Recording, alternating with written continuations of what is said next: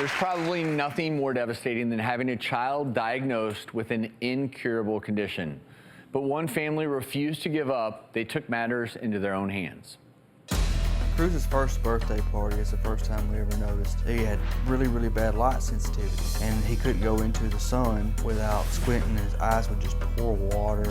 We took him to an eye doctor, and everything checked out fine with his eyes. As he started getting older, we noticed he wasn't growing like all the other children were growing. We went to the growth doctor, and there they checked his urine just to do the routine labs, and he did have protein in his urine. And we learned that Cruz only had one kidney, and he had something called nephrotic syndrome.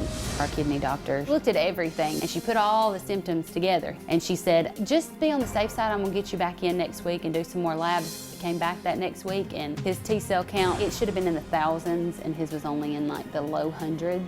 That was the third and final symptom for Schimke immunoosseous dysplasia.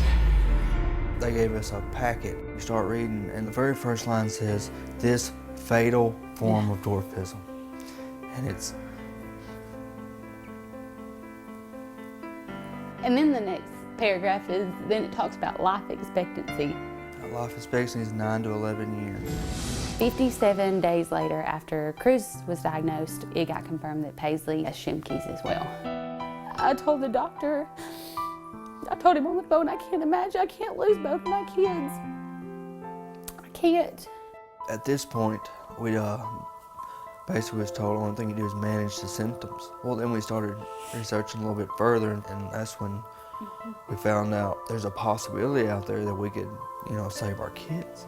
I knew that we had to raise a lot of money to at least prolong their life. We got an email, and it had a rough estimate of what it would take to finish the research, and it's around $6 million.